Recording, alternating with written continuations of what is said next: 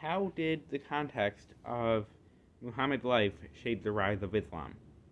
Many Americans see Islam in the context of more modern interactions with religion and political implications, and don't think of the Middle East and North Africa without an Islamic context. Muhammad's interactions within the Christian world, however, helped form heretical beliefs, and the decline of Rome gave an opportunity to for him to turn his religion into an empire. So this was caused by the tribal society in an area outside where major empires had control, or even at the time or previously. Um, the fact that both Byzantine and Sassanid empires had grown weak by this point, and that divisions within Christianity weakened the ability for it to defend itself. So Muhammad lived in a tribal society in an area outside of the major empires of the era. This is point one. Before Islam, there had been no major power in the Arabian Peninsula, and the Romans never made it all the way to there in the first place. Because of a night trip on a winged horse, they claimed, Muslims claimed to have deserved Jerusalem, and they also said that the Jewish hated them because, quote, God had chosen his apostle from the Arabs, unquote, according to Ibn Ishaq. This is the same man that said that Muhammad proved to the Jewish that his coming had been foretold. And Islam also brought together a new community where there had not been previously a community.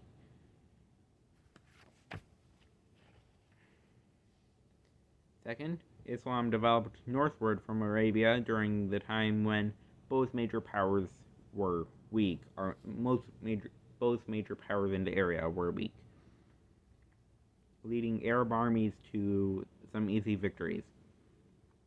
A lot of fighting between the Byzantines and the Sassanids had weakened them both by this point, and they both were no longer particularly interested in the peninsula because of this. It helped that multiple places in the Byzantine Empire were also trying to split away from it.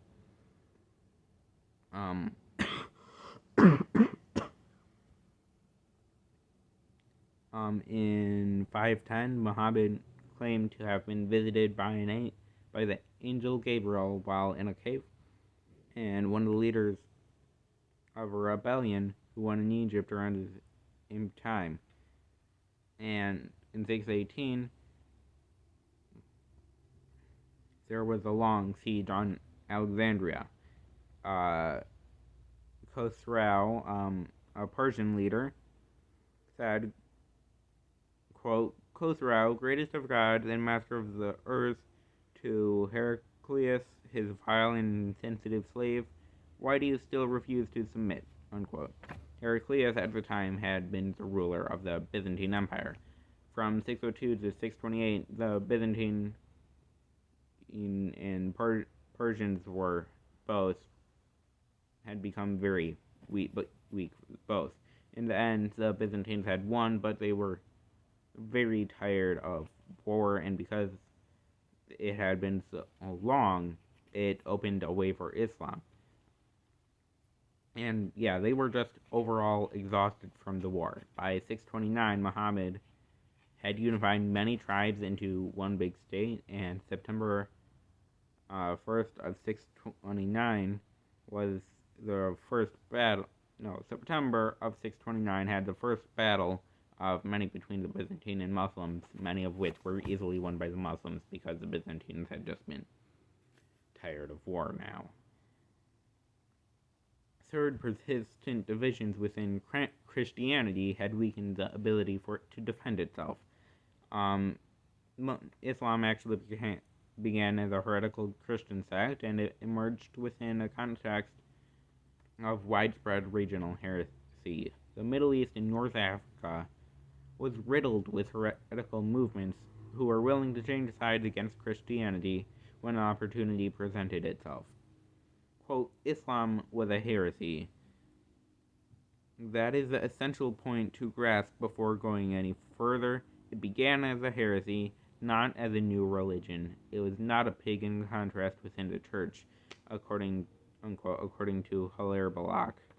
Although North Africa had influential Christians, it had too much in the way of heresies, and eventually it was disconnected from Byzantium. So because there were all these separate heresies, the fact that something looked like Christianity but provided so much more unity than most of the separate splittings, this is why it was able to grow so rapidly. It was set up essentially for the takeover of Islam. It was easier, especially because of Arianism, one of the more popular ones, and which also had its branches and whatnot, said that Jesus was not really God. So, although we in modern times tend to think of Islam in the terms of religion and politics in the modern age, and don't tend to think of the Middle East and North Africa without an Islamic context, Muhammad's interactions with the Christian world helped form his beliefs and in the decline of the Roman Empire, and it gave him an opportunity to turn his religion into an empire because of the tribal society he was born in, the fact that the two major political powers, the Byzantine and Sassanid empires, had grown weak, and the divisions within Christianity led it to be weaker so as to not be able to defend itself. Thank you.